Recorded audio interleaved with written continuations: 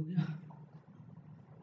Hello, नमस्कार दोस्तों, नमस्कार साथियों। मैं हमारे जो भी साथी विज्ञान विषय से हैं, जो मध्य प्रदेश टीईटी वर्ग 2 की तैयारी कर रहे हैं या सीटेट सेकंड पेपर की तैयारी कर रहे हैं या अन्य Rajasthan TET, Haryana TET, UP TET की तैयारी कर रहे हैं 6 से 8 तक की, जो भी विज्ञान विषय से हैं, उनके लिए हम एक टेस्ट सीरीज लेकर आए हैं जिसमें हम प्रीवियस ईयर क्वेश्चन देखेंगे। साथ ही टॉपिक वाइज हम यहाँ पे रिवीजन करेंगे और रिवीजन सिर्फ क्वेश्चंस का नहीं होगा, उसके सारे कॉन्सेप्ट्स क्लियर करते हुए यहाँ जो है हम चलेंगे। तो जैसा आपने थंबनेल में देखा है, एमपी टेट वर्ग 2, तो मोस्टली ये मध्य प्रदेश वर्ग 2 विज्ञान विषय, क्योंकि विज्ञान विषय में बहुत कम हमें मिलते हैं रिविजन्स या टीचर्स, तो उसके लिए हम विज्ञान विषय को लेकर आए हैं।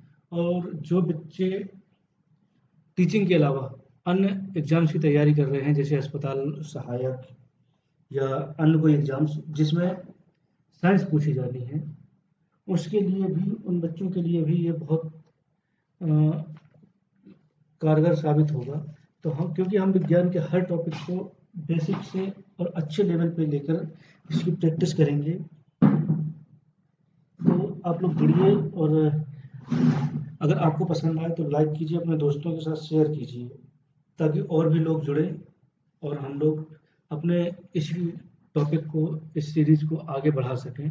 तो आज हम कुछ प्रश्न लेंगे जिनके बारे में हम चर्चा करेंगे।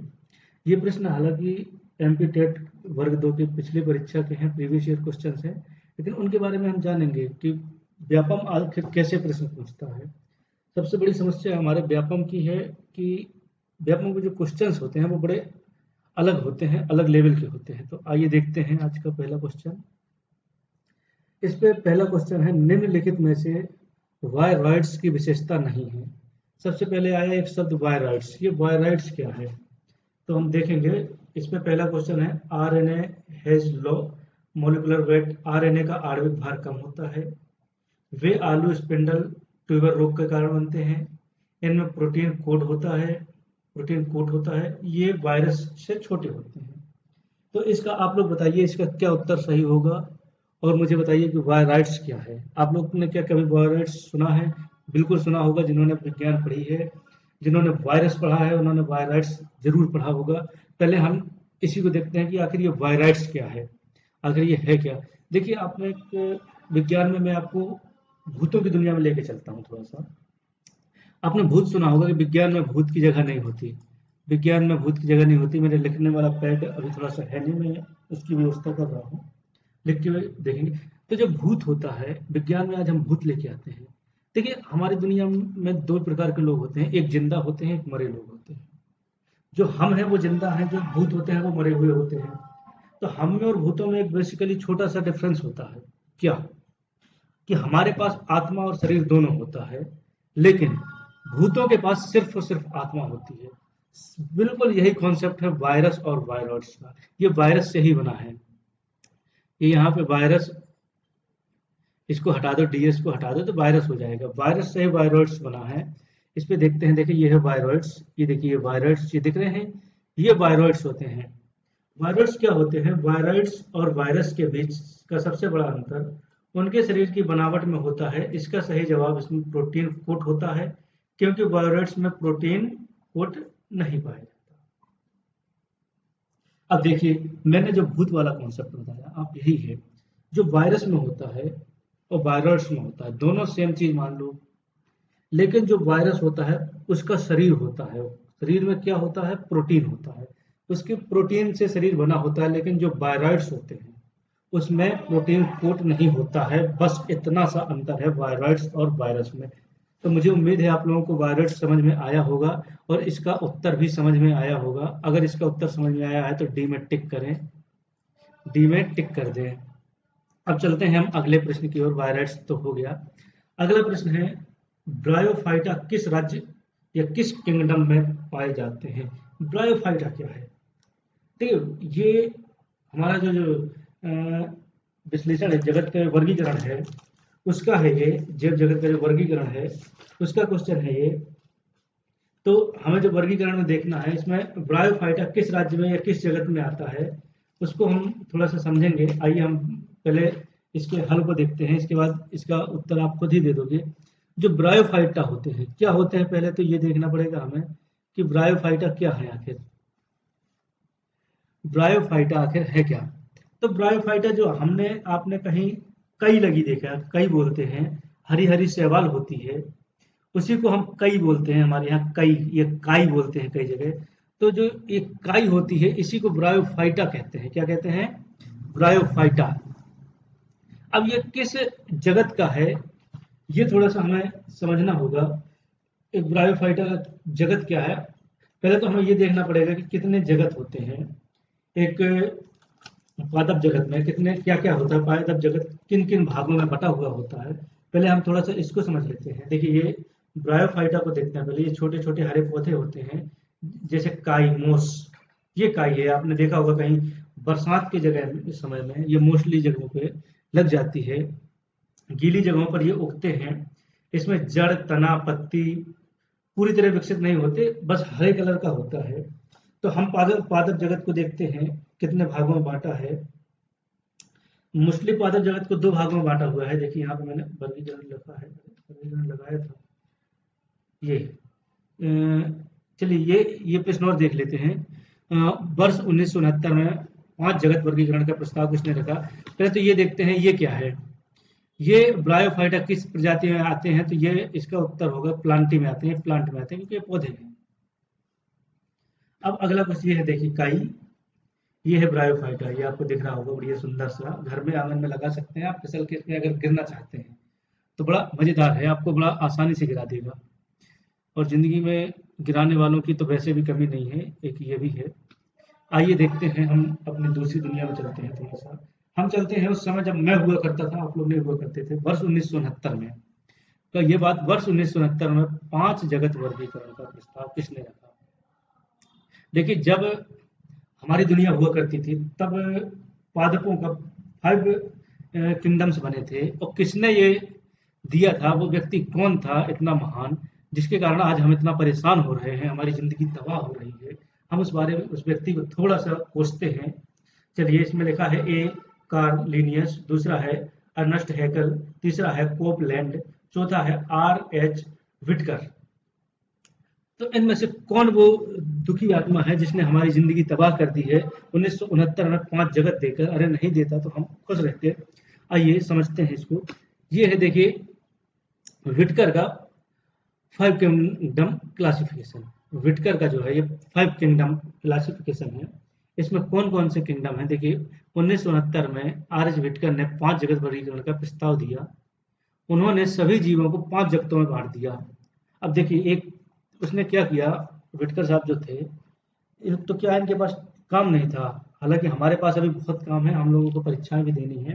इन लोगों के पास पेपर वेपर नहीं हुआ करते थे, ये लोग परीक्षाएं भी नहीं देते थे, नौकरी की परीक्षा नहीं देते थे। तो इनके पास सिर्फ यही काम रहते थे, उल्टे सीधे काम करते रहते थे, इसको उसमें डाल दो, इसको उसमें। अब भाई जो जहाँ है उसको रहने दो। बोले नहीं नहीं, ये हम तो बांटेंगे, हम मोनेरा देंगे। क्या करेंगे? मोनेरा देंगे, हम प्रोटिस्टा देंगे, हम फंगी देंगे, हम प्लांटी देंगे, हम एनिमेलिया देंगे। और क्या जरूरत है भाई, सब अपना अपना खा रहे थे, खेल रहे थे, जी रहे थे।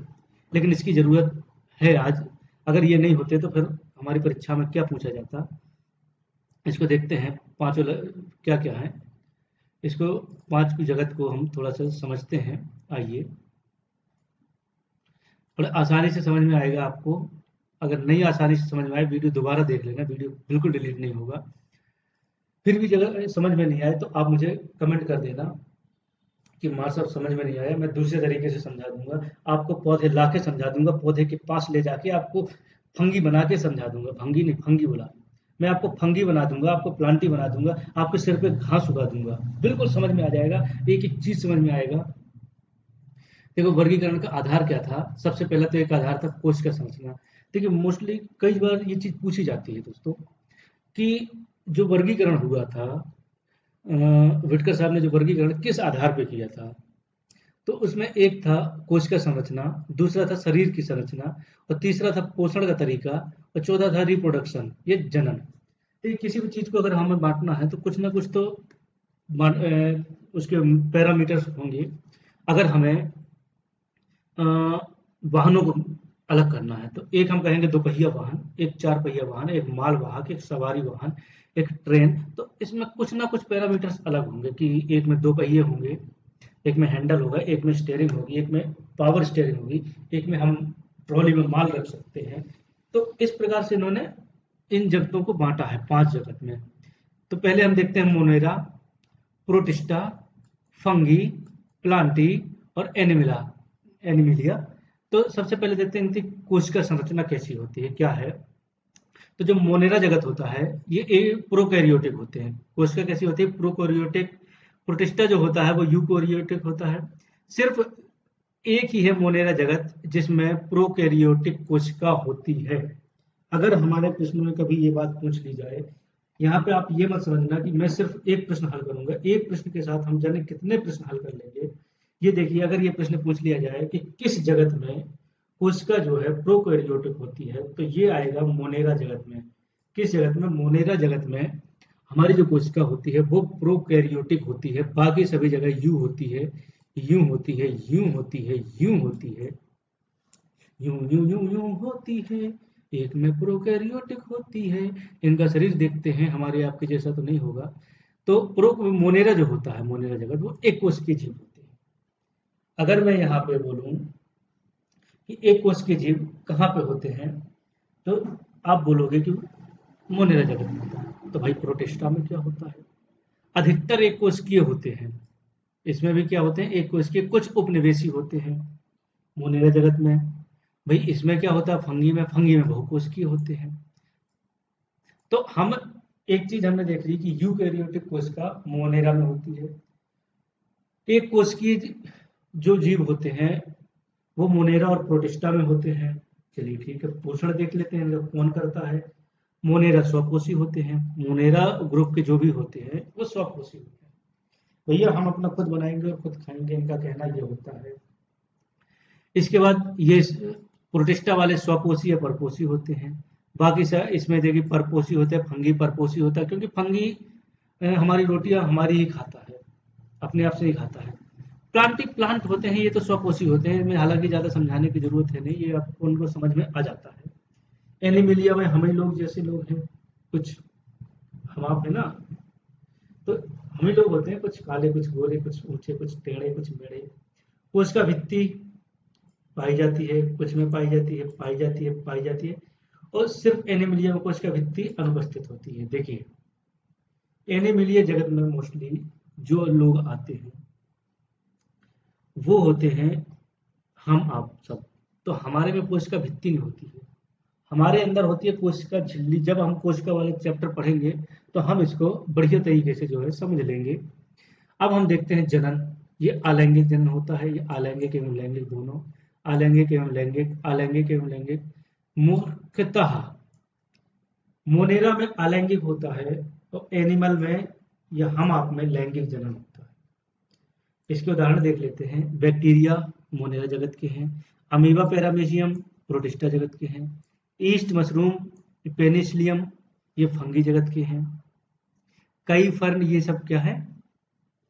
अब कौन कौन से जगत हैं इनको याद करने की छोटी सी ट्रिक है, तरीका है। एमपीएफपीए, एमपीएफपीए Madhya Pradesh free platform application, यह कर दो। मध्य प्रदेश में फ्री में पढ़ने आना, एमपीएफपीए। तो इसमें जो है MPFPA Monera, Protista, Fungi, Plantae, Animalia, ये 5 जगत आपको याद होने चाहिए उंगलियों पे, और इनके बारे में भी जानकारी होनी चाहिए। चलिए मोनेरा जगत देखते हैं, सबसे सरल। ये यहाँ पे वही चीज लिखी है। आगे बढ़े, चलिए आगे ये देखिए, ये मैंने एनिमेटेड 3D जगत ढूंढ दिए, क्या क्या कैसा है। बाई आर ए विटकर, विटकर साहब ने क्या क्या किया है। अब हम उनके कारनामों को यहाँ देखते हैं थोड़ा सा पीले कलर से।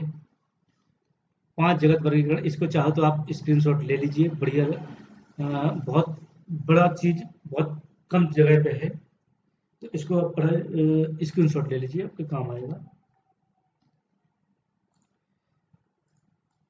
अब देखते हैं मोनेरा जगत। देखिए कितना बढ़िया तरीके से बनाया हुआ है इन्होंने मोनेरा को। ये किसने बनाया है, हालांकि ये मैंने ही तैयार किया है। यहाँ पे पीपीटी तैयार करने की जिम्मेदारी मेरी होती है, पढ़ाने की भी मेरी होती है, बताने की, समझाने की, तो इसलिए मैं अपने हिसाब से पीपीटी जनरेट करता हूँ और मैं कोशिश करता हूँ कि बहुत से ज़्यादा मटेरियल आपको कम से कम समय में दिया जाए। तो इस पे देखते हैं हम, प्रोटिस्टा या प्रोकैरियोटिक होते हैं मोनेरा में, एक कोशिकीय होते हैं, पोषण स्वपोषी होते हैं, जनन अलैंगिक होता है, उदाहरण बैक्टीरिया या साइनोबैक्टीरिया। ये सिर्फ प्रोटिस्टा है, प्रोटिस्टा का मैं बता चुका हूँ। यूकैरियोटिक होता है, तो हमें एक चीज याद रखना है कि सिर्फ मोनेरा जो है वो प्रोकैरियोटिक होता है। जब हम इसको पढ़ेंगे तो हम बढ़िया बढ़िया आपको ट्रिक बताऊंगा मैं उनकी, कि आपको कभी याद नहीं करना पड़ेगा कि कौन किस जगत का है। अगर कोई आपसे पूछ ले कि जो फर्न है वो किस जगत का है, तो आप तुरंत बता दोगे कि वो प्लांटी का है। कोई पूछ ले यूग्लिना किस जगत का है, तो आप उसे बता दोगे प्रोटिस्टा का है। अगर पूछ ले कोई कि जो आप मशरूम की सब्जी खाते हैं, मसाला मशरूम, मटर मशरूम या क्रीम मशरूम, तो वो किस जगत का है, तो वो है फंगी जगत का। हम मशरूम ही खाते हैं, बहुत मशरूम खाते हैं आप लोग, हालांकि हो सकता नहीं खाते हों। तो ये सारी चीजें अभी हम जब पढ़ेंगे आगे टॉपिक वाइज, तो उसमें हम देखेंगे। हम देखते हैं अगला प्रश्न। अगला प्रश्न है, किस जीव में आप प्रोकैरियोटिक कोशिका पाएंगे। इसमें है, किस जीव में आप प्रोकैरियोटिक कोशिका पाएंगे। देखिए आ गया, ये प्रश्न आ गया, किस जीव में आप प्रोकैरियोटिक पाएंगे। हमने अभी पढ़ा है कि मोनेरा जगत के जो जीव हैं उनमें प्रोकैरियोटिक कोशिकाएं पाई जाती हैं। इनमें कोई दिख रहा है क्या, अमीबा कहाँ का है, चलिए बैठ जाते हैं। अमीबा कहीं दिख रहा है क्या, अमीबा हमें दिख रहा है भाई साहब प्रोटिस्टा में। भाई साहब बहुत बढ़िया बात है भाई साहब। इसमें आपको साइनोबैक्टीरिया दिख रहा है क्या, बिल्कुल दिख रहा है। पैरामीशियम दिख रहा है क्या, चप्पल दिख रही है क्या कहीं, चप्पल, ये है चप्पल पैरामीशियम। पैरामीशियम ये भी प्रोटिस्टा जगत का है। हमें अमीबा भी मिल गया, हमें पैरामीशियम भी मिल गया, हमें ईस्ट मिल गया। वाह, हमने ईस्ट अभी पढ़ा है, जस्ट अभी पढ़ा है ईस्ट। ये फंगी जगत का जानवर है, जानवर नहीं है, फंगी जानवर नहीं है। तो ईस्ट जानवर नहीं है, ये फंगी जगत का है जीव, जीव है जीव। ईस्ट फंगी जगत का जीव है। अब हमें देखने में आ गया, अरे आगे जाना है, कि अमीबा हमने पढ़ लिया प्रोटिस्टा जगत का है।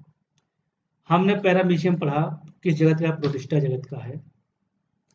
हमने ईस्ट पढ़ा फंगी जगत का है।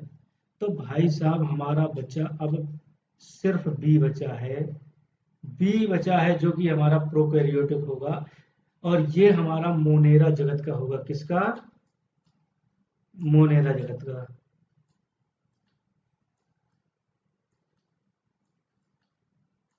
हमारा जो साइनोबैक्टीरिया है ये मोनेरा जगत का है। आपको विश्वास नहीं है तो ये देख लीजिए, ये बैक्टीरिया और साइनोबैक्टीरिया यहीं पे लिखा हुआ है। तो ये प्रश्न पूछा गया था मध्य प्रदेश टीईटी 2025 मई में हुए पेपर की वर्ग 2 विज्ञान विषय में। तो जिसने इसको सही लगाया होगा वो पास हुआ होगा। अब हम देखते हैं अगला क्वेश्चन बिना बाउंड्री के अंदर। अच्छा, ये प्रोकैरियोटिक के बारे में थोड़ा सा दिया हुआ है। देखिए प्रोकैरियोटिक क्या होते हैं, प्रोकैरियोटिक और यूकैरियोटिक, इसमें थोड़ा सा अंतर है। प्रोकैरियोटिक का मतलब ये पुराना पहले का, प्रो मतलब पुराना पहले का। देखिए इसमें स्पष्ट मैंने बड़े अच्छे शब्दों में लिखा है, जैसे पुराने जमाने के घरों में अलग कमरे नहीं होते थे, एक ही बड़े कमरे में सब काम होता था, वैसे ही इन कोशिकाओं के अंदर भी, इन कोशिकाओं के अंदर भी जो है अलग से केंद्रक नहीं होता है, न्यूक्लियर नहीं होता है। न्यूक्लियर, एक मिनट रुकिएगा।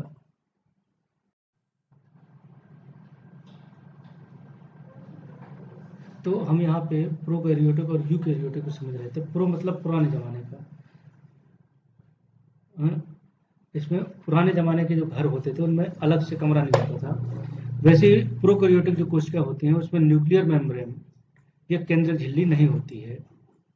इनका जेनेटिक मटेरियल डीएनए होता है और ये कोशिका के अंदर ऐसे ही पड़ा रहता है कहीं पे भी। इसमें थोड़ा सा अंतर है कि पहला जीवाणु नील हरित शैवाल में होता है और यूकैरियोटिक बाकी जगह पर होता है। ये सिर्फ अगर देखें तो मोनेरा जगत के जीवों में होता है प्रोकैरियोटिक। इसमें देखिए एक बड़ा स्टूडियो अपार्टमेंट जैसा सब कुछ अलग, ये एक मल्टी रूम फ्लैट जैसा होता है यूकैरियोटिक। सबके लिए अलग अलग चीज़ें होती हैं। आकार ये बहुत छोटा होता है प्रोकैरियोटिक, ये थोड़ा बड़ा होता है। बनावट बहुत सरल होती है, ये जटिल होता है। तो ये बिना बाउंड्री वाला केंद्रक बोलते हैं प्रोकैरियोटिक को, जिसमें केंद्रक झिल्ली नहीं होती है। केंद्रक ऐसे ही घूमता रहता है आवारा। चलिए अगला क्वेश्चन देखते हैं। निम्नलिखित में से कौन सा फ्लोएम खाद्य पदार्थों को संग्रहित करता है? देखिए कौन सा फ्लोएम खाद्य पदार्थों को संग्रहित करता है। आपने पेड़ों में देखा होगा फ्लोएम का काम क्या होता है। जाइलम फ्लोएम ये होते हैं। तो जो फ्लोएम का काम होता है वो भोजन को ट्रांसपोर्टेशन करना होता है। क्या होता है? ट्रांसपोर्टेशन करना होता है। फ्लोएम का काम होता है, क्या होता है? ट्रांसपोर्टेशन। और इसमें पूछ रहा है कि निम्नलिखित में से कौन सा फ्लोएम खाद्य पदार्थों को संग्रहित करता है। इसमें कौन संग्रहित करता है? सीव सेल्स छलनी कोशिका, फ्लोएम पैरेन्काइमा, कंपेनियन सेल्स या सहचारी कोशिकाएं या फ्लोएम रेसे। इनमें से कौन जो है फूड को स्टोर करता है, ये आप लोगों को बताना है। क्या इस टाइप से कभी पढ़ा है? बिल्कुल पढ़ा होगा आप लोगों ने, अगर विज्ञान पढ़ा है, बॉटनी पढ़ी है तो उसमें जरूर पढ़ा होगा। इस पे देखिए फ्लोएम का काम होता है भोजन को ट्रांसपोर्ट करना और पैरेन्काइमा का काम होता है स्टोर करना। तो इसका जो उत्तर है फ्लोएम पैरेन्काइमा है। इसका जो उत्तर है फ्लोएम पैरेन्काइमा।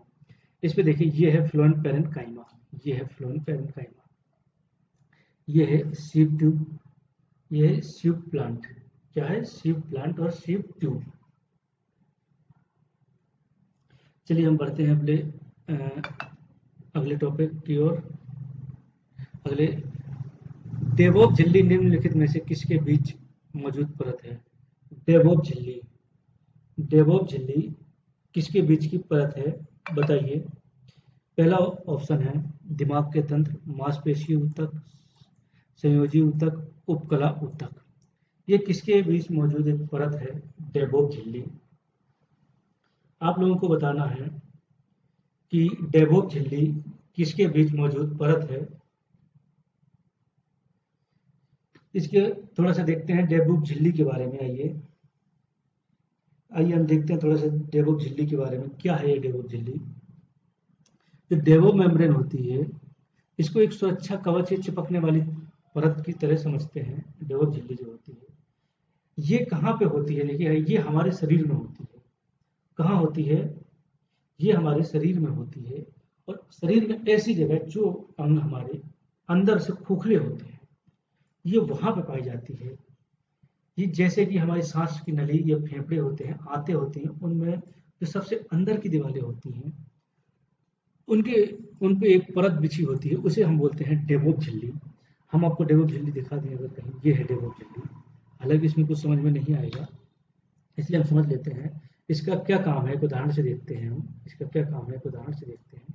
कल्पना कीजिए आप कि आपने घर की दीवार एक सजावटी वॉलपेपर लगाया। क्या लगाया अपने घर में? एक वॉलपेपर। तो जो वॉलपेपर है ये उपकला ऊतक है जो सबसे ऊपर दिखता है। दीवार ये संयोजी ऊतक है जो अंदर ढका है। और जो फेविकोल है वॉलपेपर और गोंद के बीच, वही है डेवोप झिल्ली। क्या है? जो फेविकोल या गोंद है जिसने वॉलपेपर को दीवार से चिपकाया हुआ है उसी को हम कहते हैं डेवोप झिल्ली। तो अब समझ में आया कि डेवोप झिल्ली क्या है। डेवोप झिल्ली, अब इसमें से आप समझ में आ सकता है क्या कि क्या है।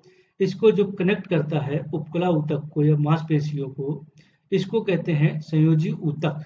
यह एक संयोजी ऊतक है। क्या है? एक संयोजी ऊतक है। संयोजी ऊतक है। दीवार संयोजी ऊतक है। दीवार संयोजी ऊतक है। और ये क्या है? वॉलपेपर उपकला कोशिकाओं को मजबूत रखता ताकि वे जगह हिले नहीं। तो इसमें कौन सा उत्तर सही होगा? इसमें आप बताइए कौन सा सही होगा? इसमें कौन सा सही होगा? डेवोप डेवोप झिल्ली क्या है?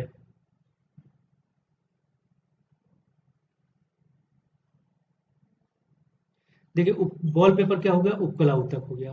और उपकला ऊतक और संयोजी ऊतक को, दोनों को, उपकला ऊतक और संयोजी ऊतक को जो बांध के रखता है वही है डेवोप झिल्ली। किसके बीच परत है? तो संयोजी ऊतक और उपकला ऊतक के बीच मौजूद परत है। तो इसमें दोनों सही है। ये उपकला ऊतक, और मोस्टली इसमें उपकला ऊतक ही आएगा। इसमें क्या आएगा? उपकला ऊतक। इसको ही पकड़ के रखती है, उपकला ऊतक को दीवार से पकड़ के रखती है, इसलिए उसके लिए सुरक्षा है ये उपकला ऊतक की। इसकी सुरक्षा है उपकला ऊतक की। चलिए अगला देखते हैं। ये है डेवोप झिल्ली। इसको बड़ा करके देख लेते हैं।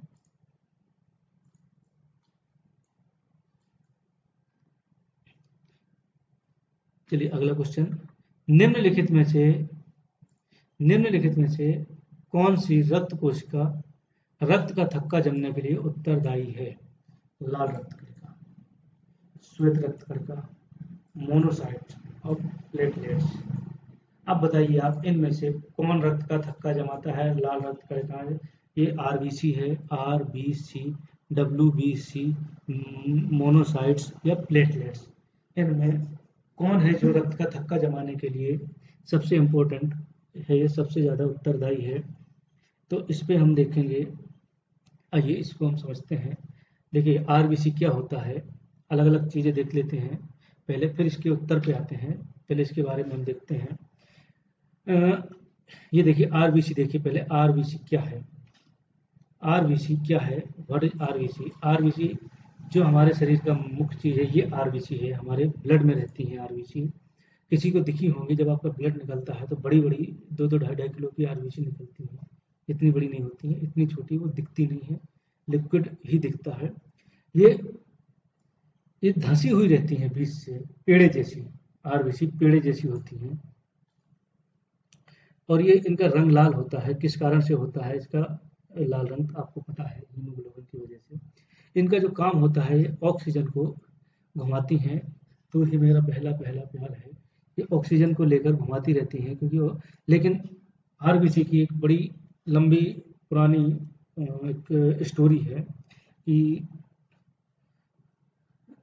तू दिख जाए तो मैं अपनी वाली को छोड़ दूंगा। कि क्या है ना कि इसको बड़ी मोहब्बत है एक गैस से। और वो कौन सी गैस है वो आप लोग बताएंगे जिससे इसको मोहब्बत है आरबीसी को। अगर ये ऑक्सीजन लेके जा रही है और इसकी पसंदीदा औरत मिल जाए या पसंदीदा गैस दिख जाए, तो ये ऑक्सीजन को भी छोड़ के उसको पकड़ लेता है। बोले चल तुझको मैं घुमा के लाता हूँ अपना शरीर, अपनी बढ़िया बढ़िया जगह घुमा के लाता हूँ। वो गैस का नाम आप लोगों को बताना है। अगर नहीं बता सकते हैं तो मैं बता दूंगा, कार्बन मोनोऑक्साइड।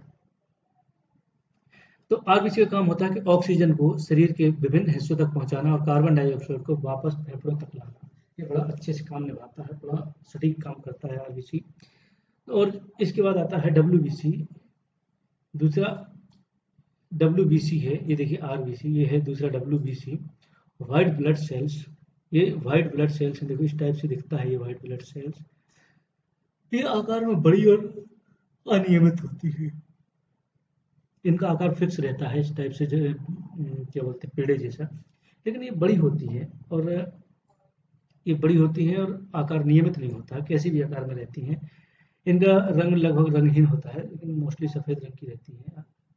और इनका काम जो होता है, जैसे कोई आया इनके एरिया में, ये हमारे देश के, हमारे शरीर के सैनिक हैं, सिक्योरिटी है ये, सेना सैनिक है ये। हमारे देश की जो आर्मी है, हमारे शरीर की जो आर्मी है, वो डब्ल्यूबीसी है। हमारे शरीर की रोगों से रक्षा करती है। इसके पास जैसे ये वायरस आता है कोई भी, तो ये उस पर अटैक करने लगती हैं। इनको शरीर का सुरक्षा कवच भी बोला जाता है। ये संक्रमणों से बचाना, रोगाणुओं को नष्ट करना, प्रतिरक्षा प्रदान करना, ये शरीर में प्रतिरक्षा प्रदान करती हैं। प्रतिरक्षा क्या होता है? प्रतिरक्षा क्या होता है? सुरक्षा। क्या होता है प्रतिरक्षा? सुरक्षा। protect the body for the infection and disease, destroys germs, provides immunity। हमारे शरीर की जो इम्यूनिटी पावर है वो WBC से ही होती है। हमारे शरीर की जो इम्यूनिटी पावर है वो WBC से होती है। इसके बाद आते हैं मोनोसाइट्स पे। तो मोनोसाइट्स क्या होता है? WBC का ही एक प्रकार होता है। ये सबसे बड़ी श्वेत रक्त कोशिकाएं होती हैं और ये शरीर में प्रवेश करने वाले रोगाणुओं को खा जाती हैं और खत्म कर देती हैं तथा प्रतिरक्षा प्रतिवृका में सहायक है। इम्यूनिटी के लिए जो है ये बहुत जरूरी है मोनोसाइट्स। अब आते हैं प्लेटलेट्स। ये प्लेटलेट्स है, ये कोरोना वायरस नहीं है, इसको कोरोना वायरस मत समझना। ये हमारे प्लेटलेट्स हैं। ये वो प्लेट्स हैं जिनमें हम खाना नहीं खाते हैं। ये हमारे खून के अंदर होती हैं। इतनी बड़ी बड़ी नहीं होती हैं, ये बढ़िया छोटी छोटी होती हैं। तो ये आकार में बहुत छोटे होते हैं, अनियमित टुकड़े होते हैं, रंगहीन होते हैं, इनका कोई कलर नहीं होता और ये हमारे खून को बहने से रोकते हैं। तो वही नसों में क्यों बहता रहता है? ये नसों के बाहर जब ये खुली हवा के संपर्क में आते हैं तब ये एक्टिव होते हैं और यही वो चीज है, प्लेटलेट्स ही वो चीज है, प्लेटलेट्स ही वो चीज है जो हमारे रक्त का थक्का जमाती है। जैसे ही हमें चोट लगती है हमारे प्लेटलेट्स हवा के संपर्क में आते हैं और रक्त का थक्का बनाने लग जाते हैं। ऑक्सीजन के संपर्क में आने पर ये छत्ता बना लेते हैं जो रक्त का थक्का कहलाता है, काले कलर का बन जाता है ऊपर। तो भाई साहब ये बात होती है कि अंदर भी तो ऑक्सीजन है, ये अंदर क्यों नहीं होते? अंदर नहीं होते, उसकी प्रक्रिया है। ये जब हम ब्लड पढ़ेंगे उसके लिए उस समय हम बताएंगे कि कैसे थक्का जमता है, क्या प्रक्रिया होती है, अंदर थक्का क्यों नहीं जमता है। तो प्लेटलेट्स शरीर का रिपेयर मैकेनिक है। ये प्लेटलेट्स क्या है? शरीर का रिपेयर मैकेनिक है। हमें जब भी चोट लगती है, खून बहने लगता है, तो प्लेटलेट्स वहां पहुंचती हैं, जाल जैसा बना देती हैं जिससे खून बहना बंद हो जाता है। इसे रक्त का थक्का जमना कहते हैं। दूध का थक्का इससे नहीं जमता है, इससे सिर्फ रक्त का थक्का जमता है। अगला प्रश्न देखते हैं, निम्नलिखित में से कौन सा तत्व पौधों के लिए आवश्यक पोषक तत्व नहीं माना जाता है? निम्न में से कौन सा तत्व पौधों के लिए आवश्यक पोषक तत्व नहीं माना जाता है? लोहा, मोलिब्डेनम, जस्ता, सोडियम। अब पौधों के लिए बताना है आपको पोषक तत्व नहीं माना जाता है। कौन है निम्न में से जो पौधों के लिए आवश्यक पोषक तत्व नहीं माना जाता है? आप लोग हमें बताइए कि इनमें से कौन सा आवश्यक सूक्ष्म पोषक तत्व नहीं माना जाता पौधों के लिए। बताइए, लोहा है कि क्या है? लोहा, मोलिब्डेनम। बताइए, लोहा है कि मोलिब्डेनम है कि जस्ता है कि सोडियम है? ये आप लोगों के लिए कल के लिए है। कल इसका उत्तर आप ढूंढ के लाओगे। कल आप इसका उत्तर ढूंढ के लाओगे। कल इसका हम उत्तर बताएंगे। कल इसका उत्तर बताएंगे। तो हम ये सीरीज हर रोज सुबह या शाम को जब आप लोग समय बताएंगे, अगर आप लोग कमेंट करते हैं कि इस समय डालो तो हम उस समय ही डालेंगे। आप लोग मुझे बताइए कि कब डालनी है ये क्लास, किस समय। मैं सोच रहा हूँ सुबह 7 बजे डाल दें तो सुबह रिवीजन हो जाएगी। हर दिन एक टॉपिक वाइज क्लास लेके आएंगे, शाम को वो डालेंगे 9 बजे। देखिए इस पे, देखिए पौधों के लिए चलिए देख लेते हैं पौधों के लिए क्या क्या आवश्यक है। क्या लोहा आवश्यक है? क्या लोहा आवश्यक है? बिल्कुल आवश्यक है। देखिए इसमें घेंघा रोग नहीं होता है पौधों को, इसलिए उसके लिए सोडियम की जरूरत नहीं है। ये सोडियम नहीं डाला जाता है पौधों में। आयरन डाला जाता है, मोलिब्डेनम भी डाला जाता है, जिंक तो डाला ही जाता है। इसका जो सही उत्तर है वो सोडियम है। अब हम कल मिलते हैं नए प्रश्नों के साथ। तो ऐसे ही आप लोग अगर वीडियो पसंद आए तो अपने दोस्तों को भी भेजें और चैनल को सब्सक्राइब करें। जो भी वर्ग 2 6 से 8 वाले, मिडिल स्कूल वाले जो भी टीचर्स हैं वो ज़रूर देखें, इसको बहुत काम आएगा। धन्यवाद, नमस्कार, जय हिंद।